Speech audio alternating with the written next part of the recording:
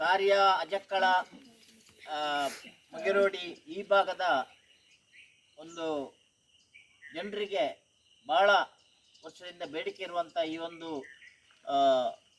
ಸೇತುವೆಯನ್ನು ಇವತ್ತು ಶಾಸಕರು ಉದ್ಘಾಟನೆ ಮಾಡಿದ್ದಾರೆ. ಸಾಕಷ್ಟು ಈ ಭಾಗದ ಸುಮಾರು ಒಂದು 200-300 ಮನೆಗಳಿಗೆ ಪ್ರಯೋಜನ ಆಗುವಂಥ ಒಂದು ರಸ್ತೆ ಮತ್ತು ಸೇತುವೆ ಮತ್ತು ಕಿಂಡಿ ಅಣೆಕಟ್ಟು. ಈ ಒಂದು ಇನ್ನು ಮುಂದಿನ ದಿನಗಳಲ್ಲಿ ಈ ಒಂದು ರಸ್ತೆ ಆಗಲಿಕ್ಕಿದೆ.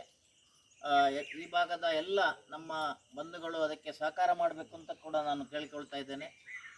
ಒಟ್ಟು ಪುತ್ತೂರು ಕ್ಷೇತ್ರದಲ್ಲಿ ಎಲ್ಲ ಗ್ರಾಮಾಂತರ ರಸ್ತೆಗಳು ಕೂಡ ಇವತ್ತು ಕಾಂಕ್ರೀಟ್ ರಸ್ತೆ ಆಗುವ ಮೂಲಕ ಎಲ್ಲ ಮನೆಗಳಿಗೆ ಒಂದು ಯಾವ ಮಳೆಗಾಲದಲ್ಲಿ ಆಗಲಿ ಬೇಸಿಗೆ ಕಾಲದಲ್ಲಿ ಆ ಒಂದು ಸಂಪರ್ಕವನ್ನು ಒದಗಿಸುವಲ್ಲಿ ಶಾಸಕರು ವಿಶೇಷ ಪ್ರಯತ್ನ ಮಾಡಿದ್ದಾರೆ. ಸುಮಾರು 1200 ಕೋಟಿ ರೂಪಾಯಿ ಈ ಕ್ಷೇತ್ರದಲ್ಲಿ ಇವತ್ತು ಬೇರೆ ಬೇರೆ ವಿವಿಧ ಕಾಮಗಾರಿಗಳಿಗೆ ಅನುದಾನ ಒದಗಿಸಿದ್ದಾರೆ.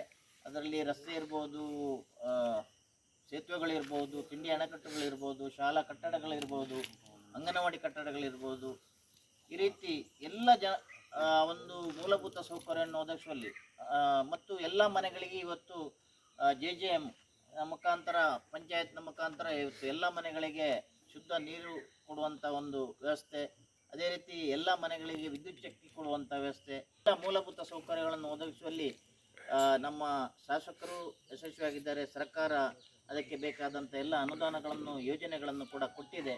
ಇವತ್ತು ಆ ಒಂದು ನಮ್ಮ ಕರ್ನಾಟಕ ಸರ್ಕಾರದ ಸನ್ಮಾನ್ಯ ಮುಖ್ಯಮಂತ್ರಿಗಳಾದ ಬಸವರಾಜ ಬೊಮ್ಮಾಯಿ ಅವರಿಗೆ, ನಮ್ಮ ಶಾಸಕರಾದ ಸಂಜೀವ್ ಮಠಂದೂರು ಅವರಿಗೆ, ಹಾಗೆ ನಮ್ಮ ಸಂಸದರಾದ ನಳಿನ್ ಕುಮಾರ್ ಕಟೀಲ್ ಅವರಿಗೆ ವಿಶೇಷವಾಗಿ ಅಭಿನಂದನೆಗಳನ್ನು ಸಲ್ಲಿಸ್ತೇನೆ. ಮತ್ತು ಮುಂದಿನ ದಿನಗಳಲ್ಲಿ ಈ ರಸ್ತೆ ಕೂಡ ಪೂರ್ಣ ಆಗಿ ಈ ಭಾಗದ ಜನರಿಗೆ ಭಾಳ ಅನುಕೂಲ.